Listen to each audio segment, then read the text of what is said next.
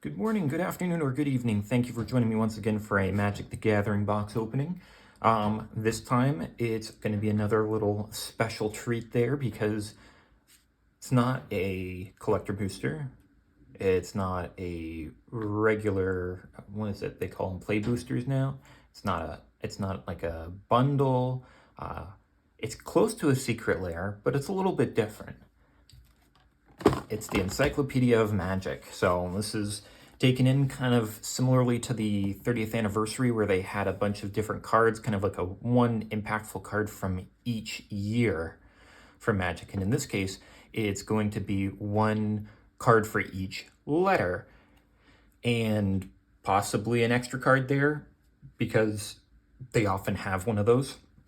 So I'm going to be going through, seeing up all of them there because not only can you get them non-foil, but there can also be the rainbow foil, and there's also going to be, I don't think that they're textured, but they're going to be, and they're not shatter foil either. They've got like the one of the like styled foils to make them even more valuable type of deal. And I do hear that there's some sort of like thing moving around inside. So I don't know if there's like a die as well to go along with this, but we're gonna see. Yep, because here's the Encyclopedia of Magic here, and nice little thing here, which is gonna be, oh yep, it is gonna be one. But so this little die, it looks like you might use to do like a draft or potentially something, be like, which one should I open up? And you know what? Why don't we actually use that in this? We're going to figure out which one we're going to do. Now, start off, I really enjoy the packaging of this here, Encyclopedia Magic. It's not terribly large whatsoever, but I do like the book aesthetic there. I read a lot, so I mean, why wouldn't I do it? I have a couple of different dictionaries by different authors as well. One by Reverend John Boag, which was a bit difficult to find, but I had gotten a lot of words from his dictionary before, and I wanted to be able to, or his lexicon, and I wanted to get it there, so I did. But this time here, I'm gonna get all of these ones out, and our little bonus mystery card in the back here, it seems.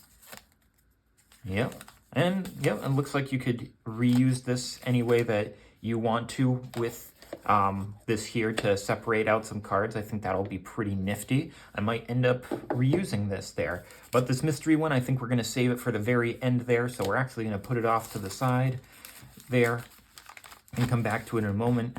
And we're going to test to see like which ones we're going to do. Because we could do it in order, but this is a little bit more fun, don't you think? It rolls all over the place. All right, starting off with P. Actually, I think that this is probably one of the best cards in the set here. P was one of the ones that was revealed, and it was Phyrexian Altar, and like this is one of the ones that you are looking forward to that makes this thing worth it there. So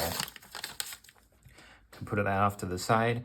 Get our P and Phyrexian Altar. Unfortunately, not any of the foils there, but we will certainly take it there because, hey, this is amazing artwork there. Like, you can't deny that this is absolutely fantastic.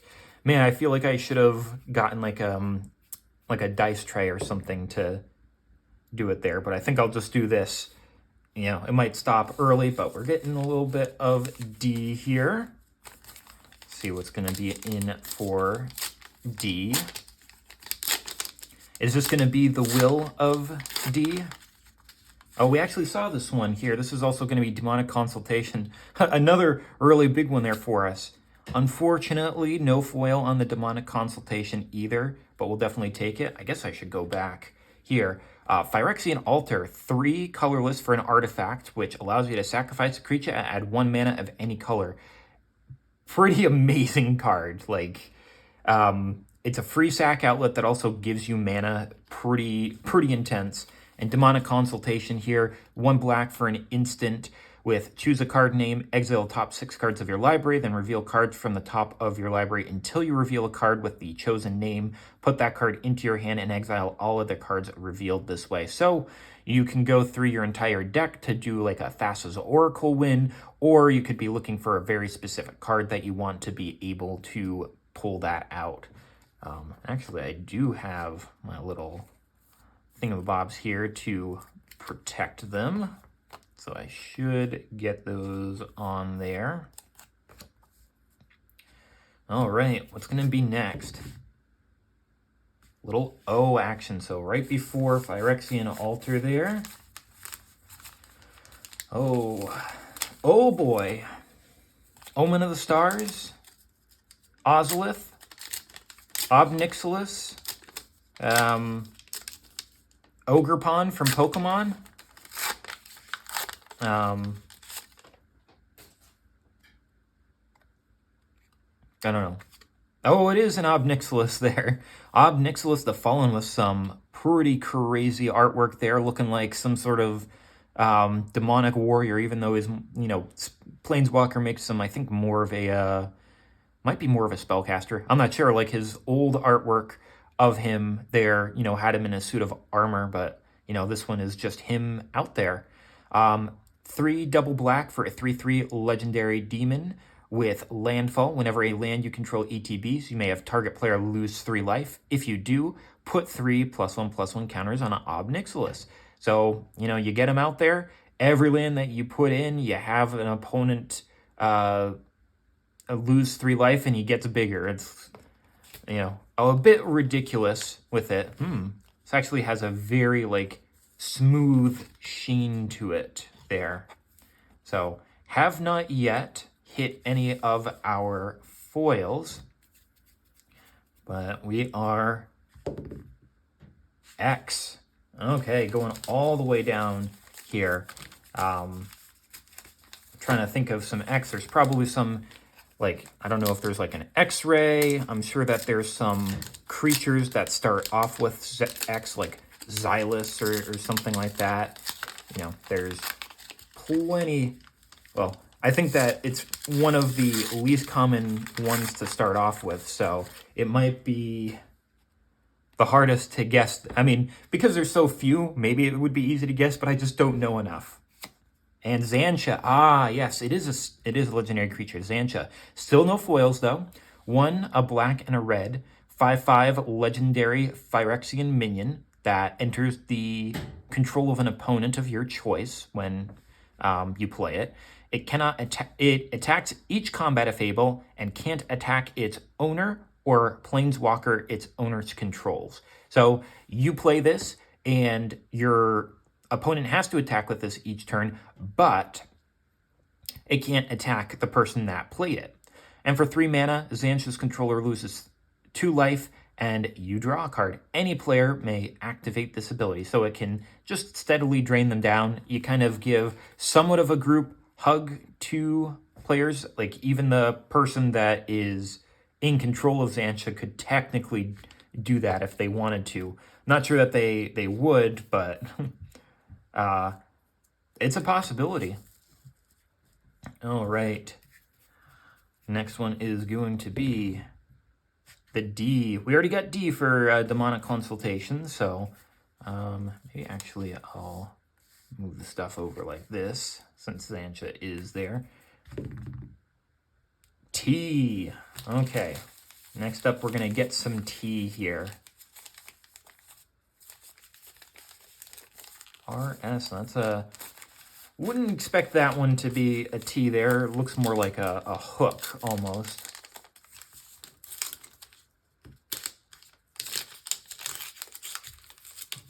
T. What could T be?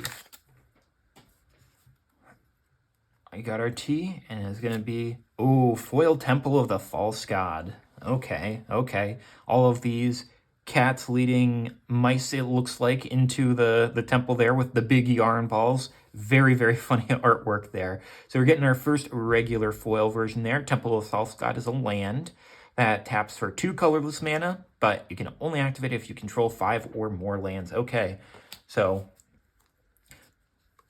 that is going to be our first one there. I do use this a bit in my commander decks there. Not the most in terms of financial value, because, I mean, some of these other ones, like Demonic Consultation and Phyrexian Altar, would be better to do it there. Of course, you know, we've got Urza Saga as well that's been revealed, so anything is possible. N. Okay. Getting a little bit of N action.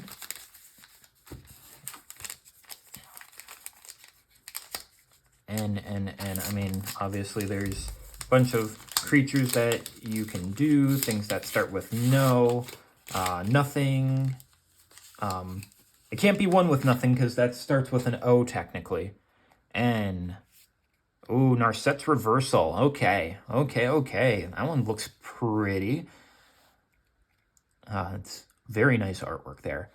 Double blue for an instant. Copy target instant or sorcery spell, then return it to its owner's hand. You may choose new targets for the copy. So you get to copy out the spell that the instant or sorcery that this does, and it gets put back to the hand. So you can use it in two different ways. You can either use it as a pseudo counter spell where you put it back into your opponent's hand, or you can do it on your own thing so that you can play that spell at a later time. You know, you got a couple of different ways that you can use it, but, you know, it's an interesting one to say the least. Okay, keep on going here. Already got that N. V. Probably is not going to be Vivi. That's for sure. I mean, what with it, by the time that this comes out, it was just announced that Vivi was banned in Standard, which, I mean, with how strong it is, I don't think anybody's surprised about that. Vivictus Asmati. Oh, Vesuva, okay. Land of 1,000 lands, but it also has that land so that you know that it's a land. Vesuva, you may have this land enter tapped as a copy of any land on the battlefield. So I'm wondering if this is also something that you can do with, because I know Thespian Stage, but no, it enters tapped. So if you put it in as a Dark Depths, it would still get all of the counters there. So unfortunately, that doesn't work for it, and that's why Thespian Stage is the better one for it there. But, you know, you could get a copy of a really good one there. Like, if you want Temple of False God, you could do that there. You'd have to do it with a non-legendary, so one that kind of provides some sort of beneficial value to it would be one that you'd have to look for it there. But, you know, sure, it could be good. Still only one foil. I don't know how many are supposed to be in each one, like any of the crazy foiling versus the regular. P, we already got Phyrexian Altar. We already got Vesuva. H. Okay. Something with hate. I don't know. Something with heat. Heliod. Could be Heliod. I know that they've had I don't know if it's two different ones, but I know that they've had two Heliods in Secret Lairs before. And H. Ooh, Himtatorok. Okay, so another one of our foilings. Still haven't seen any of our super duper foils yet, but Himtatorok. I can't remember what set that this originally came out in. If this came out in Modern Horizons 2, I think it came out earlier than that, and maybe it got reprinted somewhere, but I wanted a copy of this because I've got a discard deck. Himtatorok, sorcery, target player discards 2 cards at random.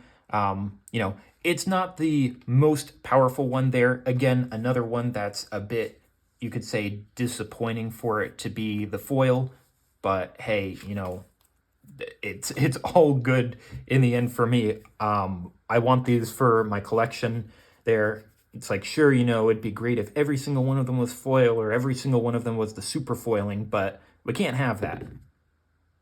Q, okay. I didn't roll too much there, but we are going to be getting the Q.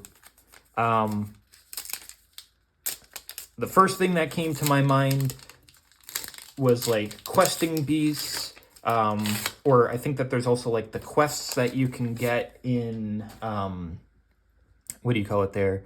In like the expedition type of things, like Quest for the Grave Lord or something like that.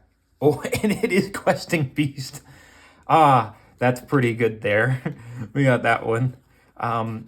2 and double green for a 4/4 legendary creature beast with vigilance, death touch, and haste. Can't be blocked by creatures with power 2 or less. Combat damage that would be dealt by creatures you control can't be prevented. And whenever questing beast deals combat damage to an opponent, it deals that much damage to a target planeswalker they control. So if they got planeswalkers, you can hit them and then also deal additional damage. Kind of almost like you got double strike there. That's nice. Damage can't be prevented. Seems more like a red ability there. Can't be blocked by creatures power 2 or less. Can't chump block there. And, you know, it's got all of these different keywords there. Doesn't tap, can attack immediately, kills anything that it deals damage to. And you see every single one of the heads has something there. This one is really jealous that the other two, this one is being very playful. This one is being very caring. And this one here is jealous that he doesn't have a plaything. And this guy here is just like, I ain't dealing with this. And there's some sort of like little creature here and here in it as well. Maybe trying not to be noticed by the beast. Okay. I don't know how much space we got. 1, 2, 3, 4, 5, 6, 7. And, I mean, we're probably going to have to cover some things up. Oh, we already got Ob Nixilis. Q, we already got Questing Beast. L.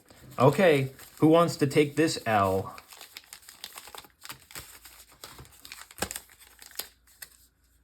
L.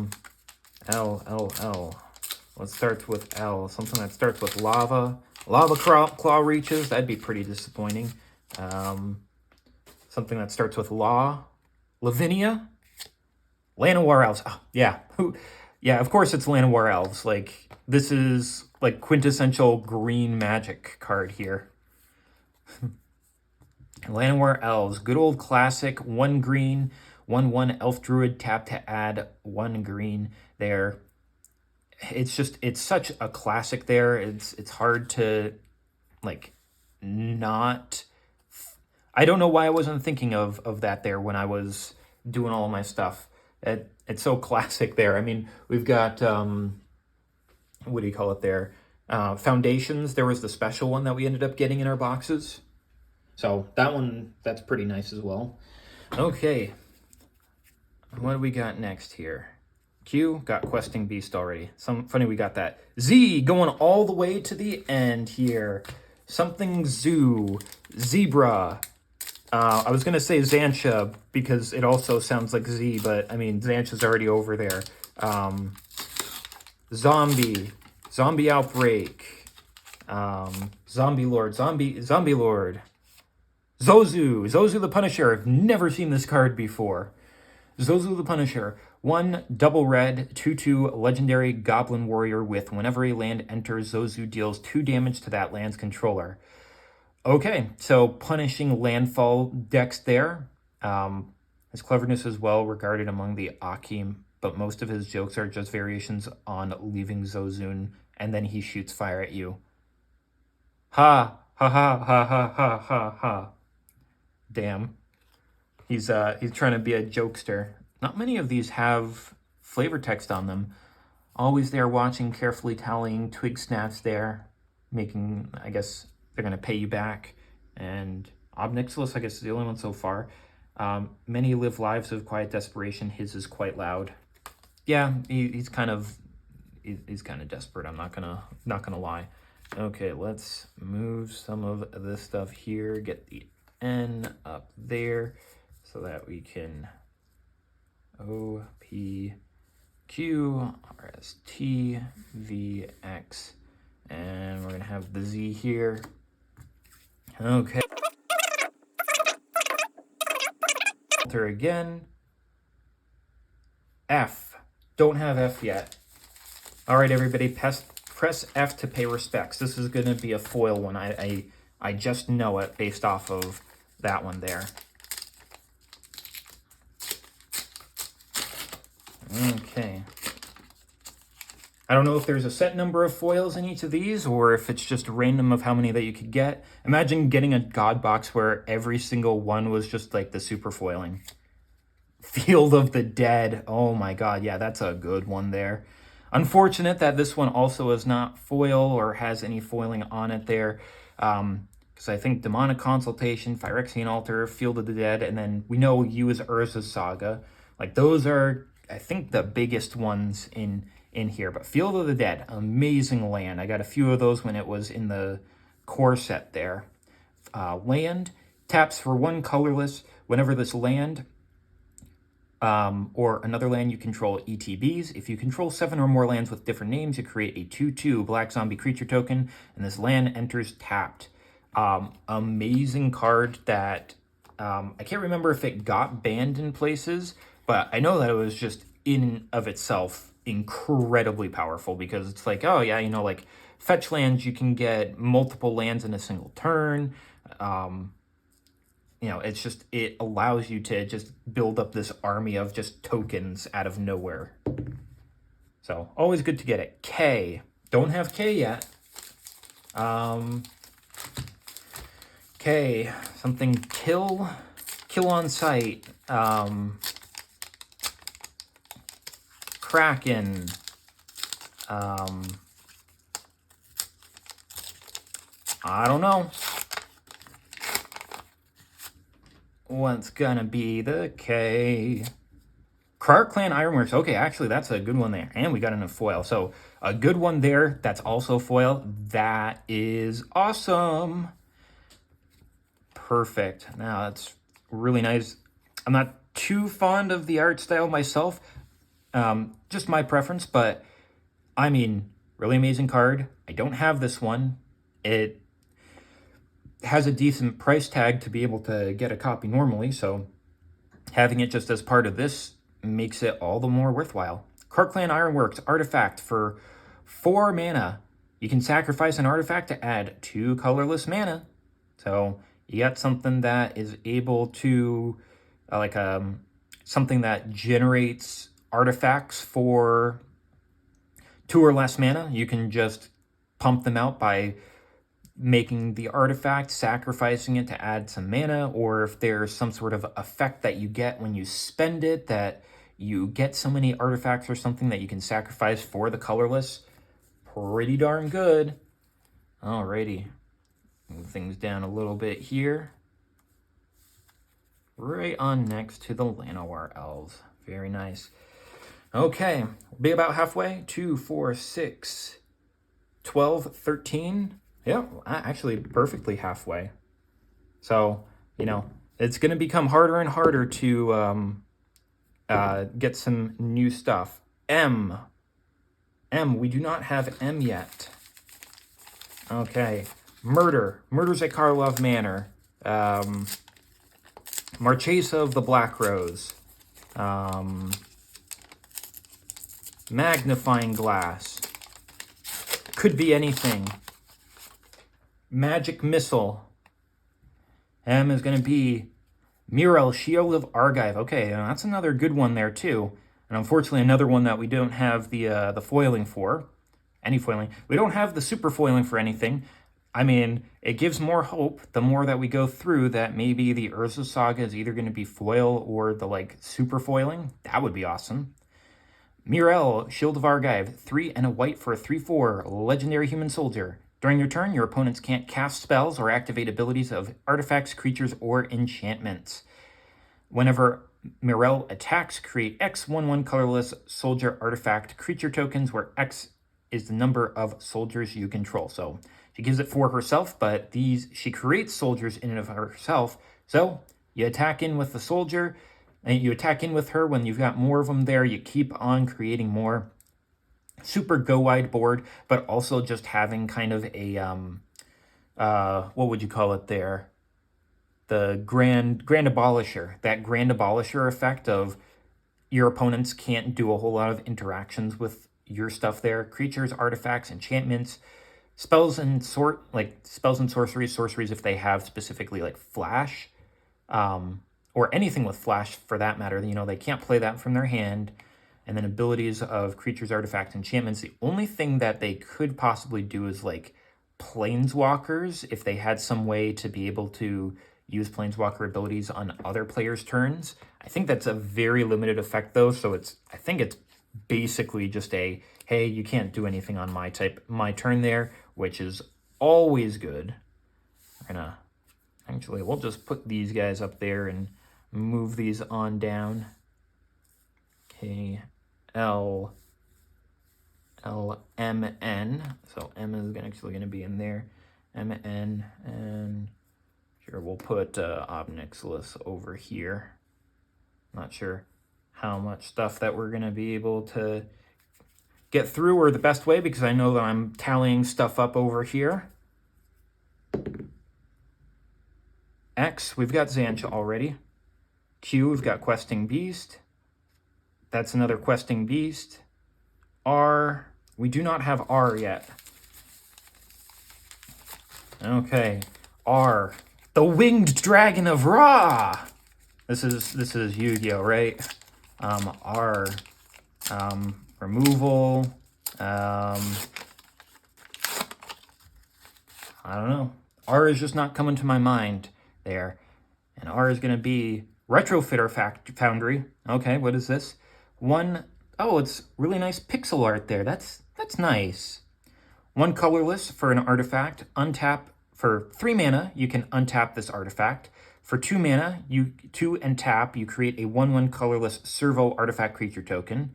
For 1 and tap, you can sacrifice a servo to create a 1/1 colorless Thopter artifact creature token with flying, and you can tap to sacrifice a Thopter to create a 4/4 colorless construct artifact creature token. Okay, I mean, if you've got ways to create Thopters in general, like Thopter tokens, then, I mean, you could just be tapping this out every turn for the 4/4s there. But, I mean, if you've got essentially infinite mana, then you could potentially just, keep on doing this over and over again. The Clark Clan Ironworks there, potentially, being able to get all the extra mana. I mean, you'd have to maybe lower the activated ability cost for the untap this artifact, but I mean, it's a possibility that those two themselves could create some sort of synergy with one another, since this is just creating a bunch of artifacts. Okay, get that R in there. Zozu. I'm going to take that there, B, since we don't have it. B, well, when I did purchase these off of the Secret Lair site, it did show the first 4 cards of it there, so I do know that this is Brain Freeze, which I might have if it's been reprinted somewhere. I mean, I don't have its original printing, but there we go, a little bit of Brain Freeze. Still lacking on the foils, though. Hymn to Torah, Clark Clan, Temple of the False God. Nothing else has been foiled, though. This, again, that would have been great to have gotten foil. I think that this would look great in just the regular foil, not the super foiling there. But Brain Freeze is going to be 1 and a blue for an instant. Target player mills 3 cards, and if you look really close down here, it says Storm. Yep, that's right. This is a finishing piece of trying to be copied as many times as it possibly can so that it can mill out your opponents. How devious. How insane, H, we got Hymn to Torok. N, Narset's Reversal. Y, we do not have Y yet. So we are finishing off some of the latter half of there. Y. What starts with Y? Yes. Yikes. Some legendary creature. Y, triple dots, looks like a cup, some sort of cradle.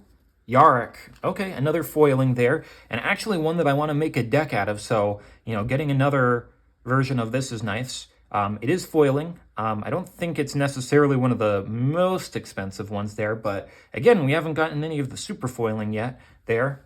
But Yarok the Desecrated, 2 black, green, and blue for a legendary elemental horror 3/5 with death touch and lifelink. If a permanent entering causes a triggered ability of a permanent you control to trigger, that ability triggers an additional time. Very, very good. Double triggers is always awesome. So we'll definitely take a Yark because I would like to make a deck with him at some point. And who knows, maybe I'll be able to create another deck that involves ETB triggers like that. And maybe I might need another Yark there. Okay, 2, 4, 6, 8. Who do we appreciate? 10, 12, 14, 16, 17. We got 9 more left to go.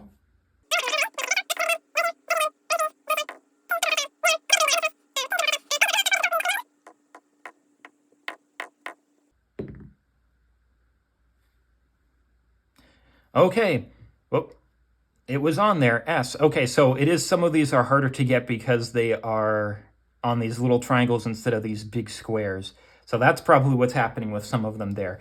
S, we have not gotten S yet. So probably gonna wanna be moving some of these over so that we can fit S in there. Okay.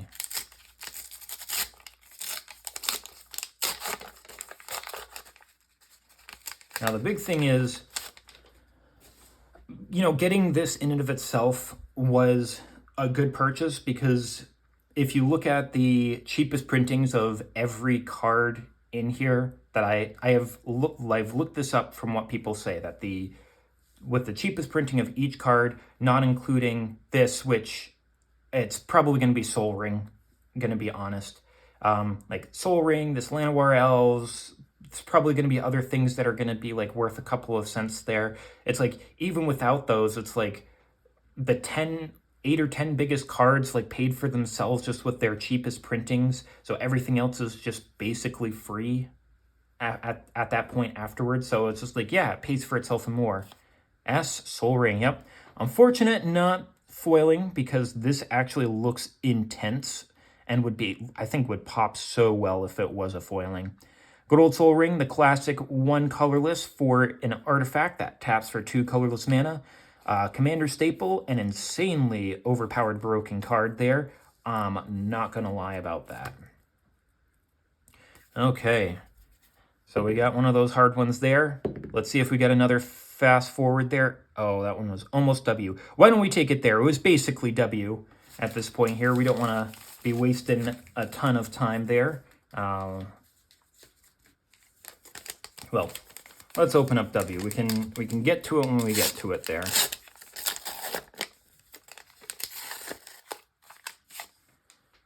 What's going to be under W? Wailing something? Wasteland. Ooh, Wasteland. Yeah, that's actually a very, very good one there. Another good one to have been foil, if it had been possible. Trying to tell all the different characters. It looks like we might have like the Gitrog monster, some sort of snake, maybe Lord Windgrace. Can't tell necessarily who that is there. This could be Multani, could be like 6 from Ren and 6. That could also be Ren. Not entirely sure, but Wasteland is another land. You can tap it for colorless, or you can tap it to sack it to destroy target non-basic land.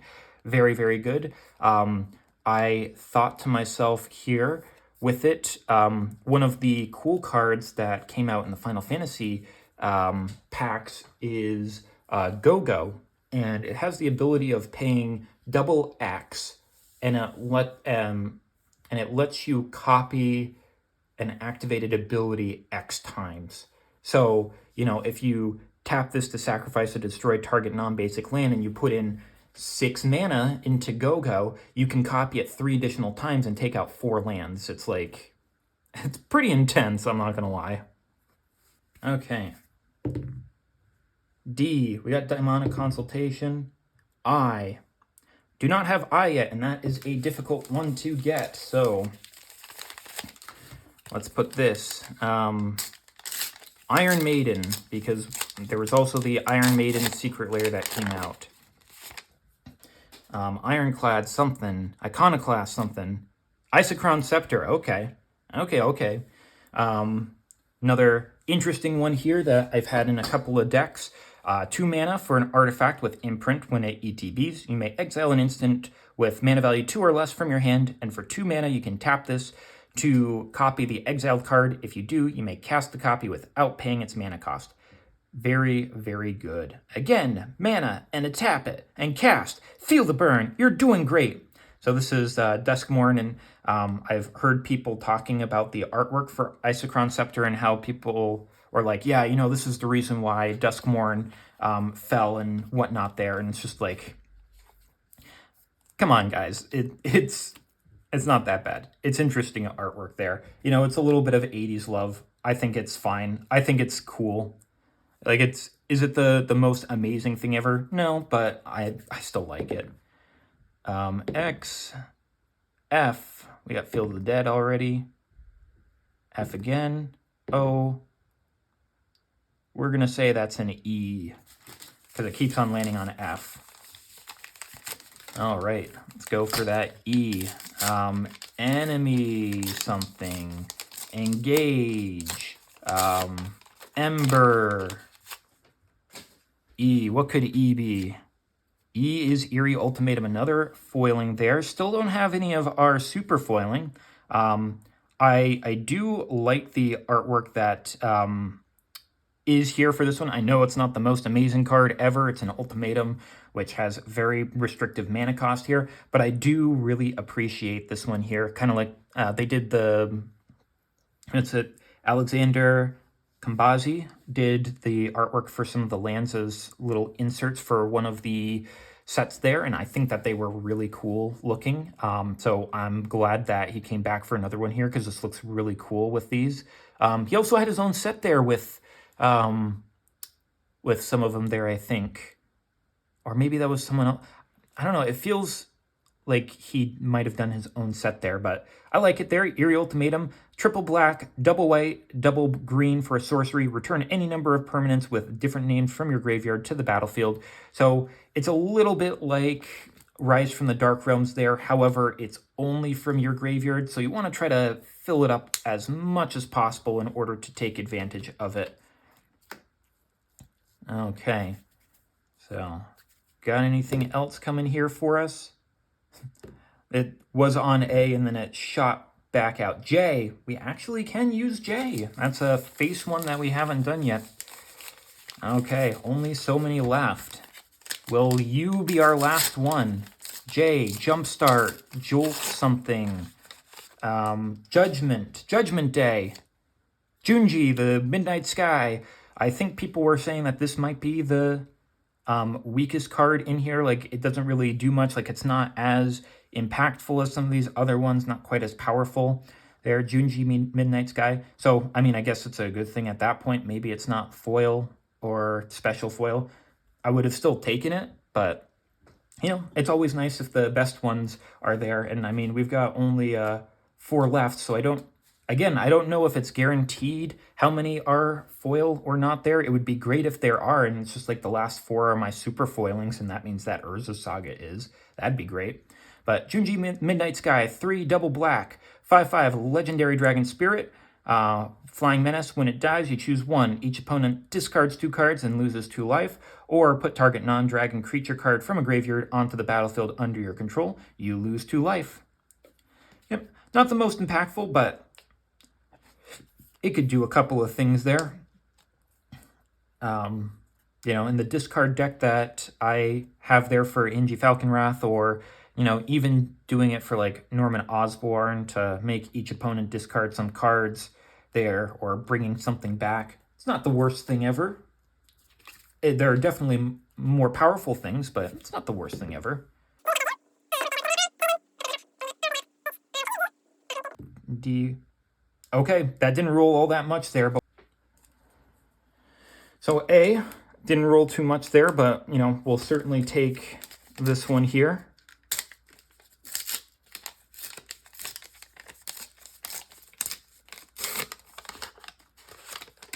All right, A. Do you know what this one is? Because, again, same thing with Brain Freeze. It was on the main thing there, so it's going to be Altar of the Brood. There we go. Nice little Altar of the Brood. I mean, did we just luck out and all of the super foilings are in our last ones there? Like, it would be disappointing if it's like you can get none, like if it's possible for you to get none. That would be disappointing. And it's just like, ah, yes, like none of them showed up.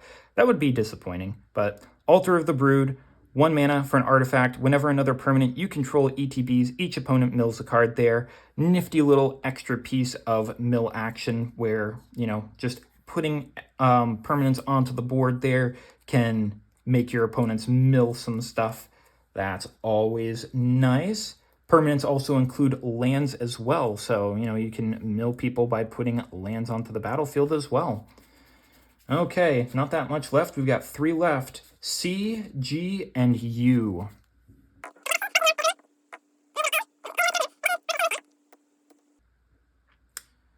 You know what? We're going to go C. That's to keep this train moving. There. All right, C. Can't remember what this one is going to be. Crop rotation. Okay. Crop rotation, always a good one to see there. 1 green mana for an instant. Additional cost to cast it. You sack a land. Search your library for a land and put that onto the battlefield and then shuffle. Always a good one there. You can sacrifice a non-basic to be able to get one of your best lands there. That's always a good one there. In my green deck that copies a lot of things, it's a teamer deck that copies a lot of things. You can copy the effect of this one here to get a bunch of lands just for sacrificing 1. Very, very good one there. Down to 2 last ones. I'm not going to lie, I do feel a little bit anxious because, we didn't get any of the super foilings. Now I'm wondering, like, is it actually possible to not get any in it? So we're just going to give a couple of these a try just to see if we can get anything nearby or for them to show up. You know what? V, it's pretty close to you. We should take a look at this amazing artwork here and hope and pray that, something in here has it. U. And unfortunately it doesn't. So I'm worried that it's possible to not get any that are the super foiling. Urza Saga, Enchantment Land. When it ETBs, the Saga gains tap to add a colorless. On its first upkeep afterwards, this Saga gains 2 mana and tap, create a 0/0 colorless construct artifact creature token with this creature. This token gets +1/+1 for each artifact you control. And on the third upkeep there, search your library for an artifact card with mana value 0 or 1, put it on the battlefield, and then shuffle. Amazing card with absolutely amazing artwork. I'm disappointed that, we've gotten a bunch of foilings, but, like, it's possible for you not to get a single super foiling there unless this G is going to be Grey Merchant of Asphodel. So I did get one, and probably on one of the ones that is probably the least likely. Why couldn't have been Urza Saga there? Like, I'm sure that you can get multiple of them there, so I just got unlucky with having this one here. I mean, Clark Clan is good to get it on there. I like the Yarick Temple of False God I used there, but it seems like I didn't get too many, so I'm wondering if that's how that happens, what the distribution is like, if it's guaranteed, or like if you only get one of these or if you get more. Grey Merchant, Gary, 3 and double black, zombie 2/4.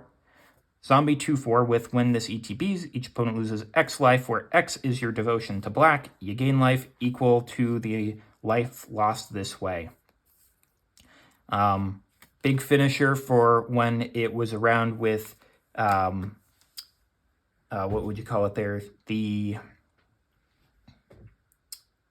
original Theros blocks there. And I think it came back in the Return to Theros there. And our big mystery card is going to be what? The big mystery is going to be an Alhammarret's Archive. This one looks like it's foil. Alhammarret's Archive, so double A. You know, I'm surprised. I thought it would be something with like a number or like a symbol to start off with it there. But I mean, this is a good one too. I don't think I actually have an Alhammarret's Archive, so I'll always take new cards. 5 mana for a legendary artifact. If you would gain life, you gain twice that much life instead. If you would draw a card except the first one you draw in each of your draw steps, draw 2 cards instead. There's a few places I could see this going in, particularly in the Hope Efstein deck that I would like to create, because it's all about gaining life there and milling a bunch of cards. And when you know, the Iron Maiden Secret Lair has the Brewvac, which lets you have your opponents mill more, and this one helps you gain more life. So a couple of guys that are just really good there. So unfortunate that Grey Merchant is the only one that we got on this surge foiling, if that's what they call it there. I thought maybe we could get multiple there. I don't know what the rate is going to be. We got 1, 2, 3, 4, 5 foilings and 1 surge foil. So, and then I think this one probably always comes foil there. But I guess actually Alhammarret's Archive makes sense because it's an Encyclopedia of Magic. If you're putting something in the archive, it's going to be a library. So lots of cool cards. I mean, I'm not going to lie, it would have been nice to get more foil, especially more surge foil, but a lot of interesting cards, definitely some that I don't have a lot of. I think I only have like 1 or 2 Isochron Scepters, so getting more of those. Clark Clan Ironworks, don't have those. I don't have a Myrel. I don't think I have a Mob Nixilis the Fallen. I don't have a Phyrexian Altar. Don't have Zozu. Wanted that. I don't have Wasteland. I think I only have 1 Vesuva. I do have 2 Urza Saga, but Urza Saga is always amazing. These are great. They're Demonic Consultation I didn't have. More Field of the Dead is good. Like, it's just all like good cards. I guess you could say like the Junji is probably the weakest one that people are saying. I don't know about Retrofitter Foundry there. It might be a good card. I just, in my head right now, I'm not thinking of anything for it. But all in all, I think it was like a really cool set to have. And thanks for joining me on this one here. I hope that you have a lot of luck with anything that you are in at the moment. Can't wait for you to come back for another one there. So until then, please take care of yourself, and I'll see you next time.